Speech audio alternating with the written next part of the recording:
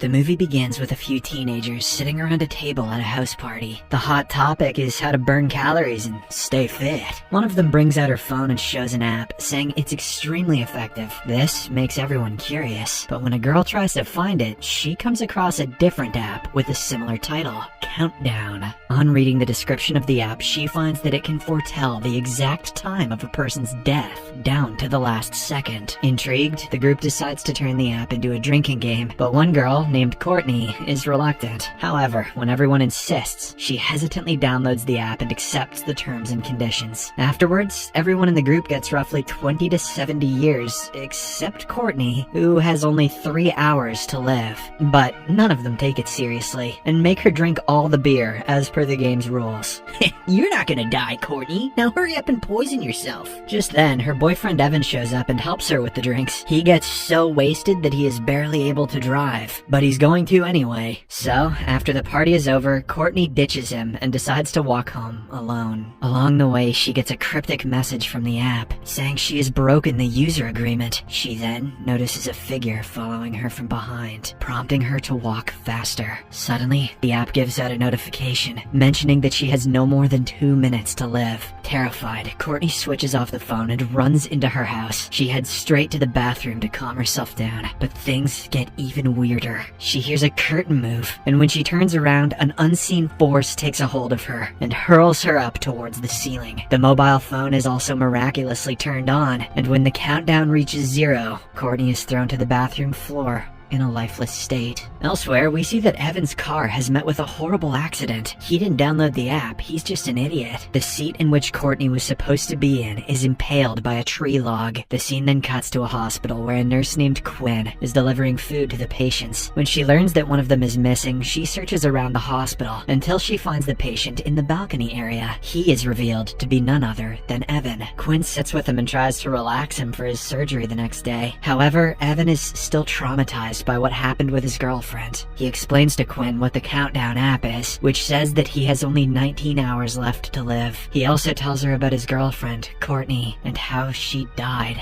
Evan believes that he will also die in the given time, which happens to coincide with his surgery. However, Quinn, who does not believe in all this, convinces him that everything will be fine. On the way back, she bumps into a senior nurse, Amy, who asks Quinn to come with her. The hospital staff then surprise her with a cake, as it turns out that Quinn is now a registered nurse. Later, she gets a notification on her phone, which turns out to be an ad for the Countdown app. Without thinking twice, she downloads the app and agrees to the terms and conditions. It mentions that she only has 2 days to live, but Quinn shrugs it off, thinking the app is a joke. As she enters the lift, a senior doctor, Sullivan, tries to flirt with her. However, Quinn rudely rejects him before leaving. Hell yeah, Quinn. The same night, Quinn has trouble completing her nursing documents, so she calls her friend for help. The latter says that she needs a birth certificate to fill out the form. The scene then cuts to Quinn going to her parents' house to retrieve her birth certificate. After a bit of searching, she finds it in her late mother's room. Just then, Quinn hears a sudden noise from the closet, and when she goes to inspect, she finds her little sister, Jordan, hiding with her boyfriend. The guy immediately leaves, while Quinn is left in disbelief about what she just saw. However, Jordan is enraged that her romantic moment was spoiled. She never wanted Jordan to come out of the closet. She shouts at her sister for always being away, even after the death of their mother. Once she leaves, Quinn is greeted by her father. He inquires if she wants to come and visit their mother's grave sometime, to which she agrees. The following day, Evan is being prepared for his surgery, but he is reluctant as the app says that he only has 3 minutes left. So he ditches his surgery and leaves the room, but right then the app sends out a notification saying he has broken the user agreement. The next second, Evan sees a tall black figure behind him in the mirror, but doesn't find anyone there in real time. The deathly figure then follows him to a dark staircase. Evan uses the flashlight on his phone and nervously navigates the place. When he looks up, he suddenly sees a figure in Courtney's clothes. It grabs him and chucks him down the staircase, right as the countdown reaches 0. Shortly after, Quinn arrives at work, where Amy informs her about the incident, disturbing her. To get more information, she steals Evan's phone, but realizes that she needs a fingerprint to unlock it. Left with no option, Quinn heads to the hospital mortuary. There, she tries to use Evan's finger, but it doesn't work. Hence, she opens his eyes and finally unlocks the phone using face recognition. As Quinn goes through his phone, she notices the countdown, which has reached 0. Later, she realizes that her countdown time is at the same hour she will meet her dad and Jordan to go to her mother's grave. So she calls her dad and immediately cancels her plans. As expected, the app says that she has broken the user agreement, and suddenly, Quinn sees a dark figure in the room. To her relief,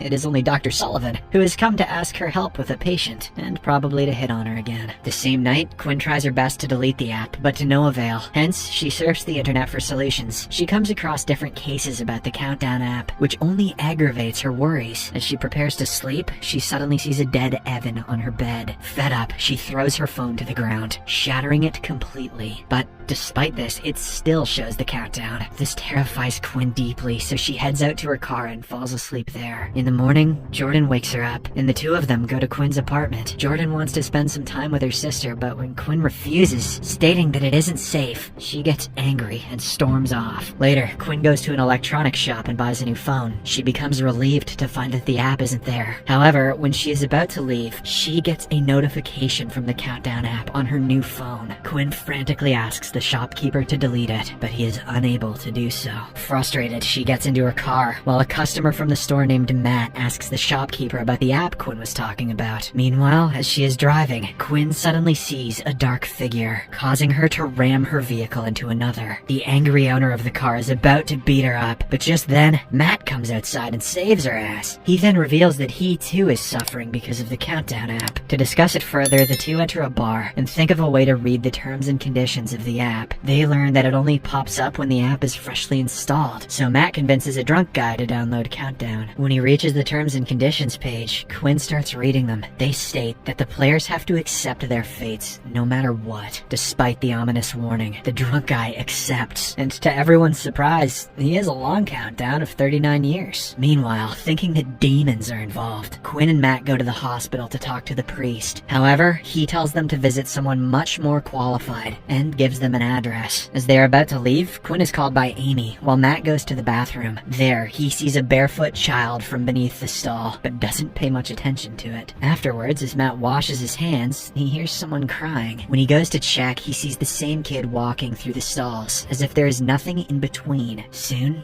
the light goes out, and a mysterious figure attacks him from behind. Matt struggles for his life, but the next second, the lights come back on, and the demon is nowhere to be seen. Meanwhile, Quinn heads to a meeting with HR, along with Dr. Sullivan. It turns out the pervert doctor lied to HR, saying he is the subject of continuous assault by Quinn. The latter tries to assert that she is innocent, but the HR department suspends her for an indefinite amount of time. Enraged, Quinn storms out of the room and meets Matt, who is still shaken by the earlier incident. Shortly after, they arrive at a church and meet the man that the priest pointed them towards. After hearing them out, he recalls an ancient story where a similar demon had terrorized a village. However, after the people united and got to know of its weakness, they killed it forever. Until now, it's in an app now. Now, the priest wants to get a better idea of how the app works, so he tells Quinn and Matt to find someone who can hack the app. In the next scene, the two go to the same mobile shop and ask the shopkeeper for help. The latter thinks that it is a joke, but when they offer him a decent amount of money, he agrees. Later, the shopkeeper hacks into the app and uncovers the code, which is in Latin. He also finds the countdown clocks for all the users and changes the parameters, increasing their lifespans. Surprisingly, Jordan's name is also displayed there, revealing that she too has downloaded that app. Following the successful hacking operation, Quinn takes Matt home, as she is too scared to spend the night alone. They have a short conversation about their lives and soon fall asleep. At midnight, Quinn suddenly wakes up after hearing something outside the room. To her horror, Matt is the one outside, meaning the person in bed with her is the demon. She freaks out, and when Matt takes off the bed sheets, the demon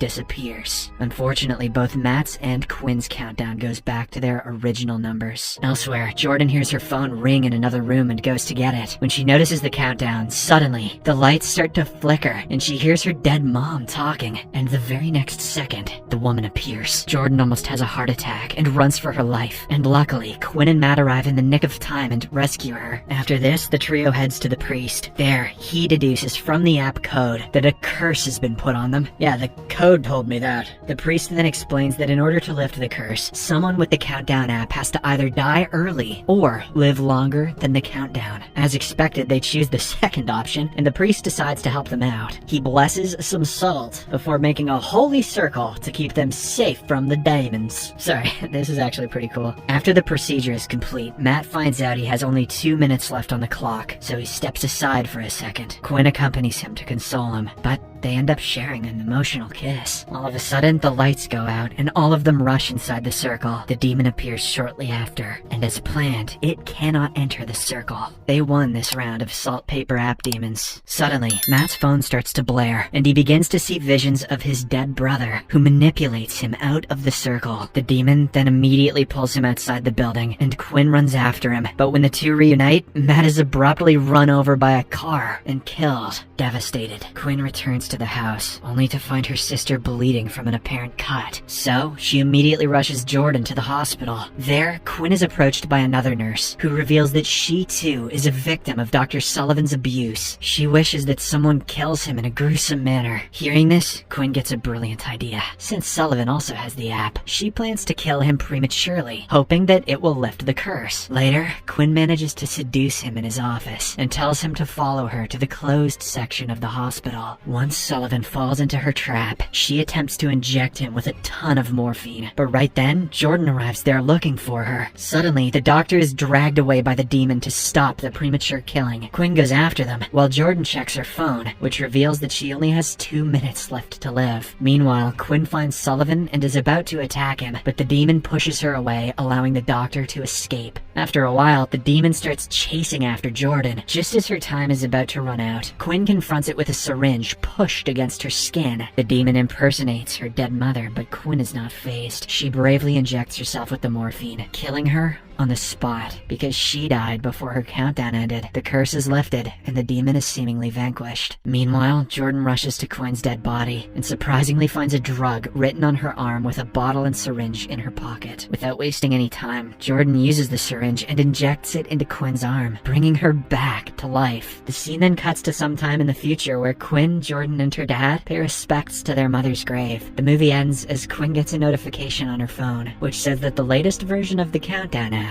has been installed. Subscribe for more videos like this, turn on notifications, and leave a like to help the channel out. Thank you for watching.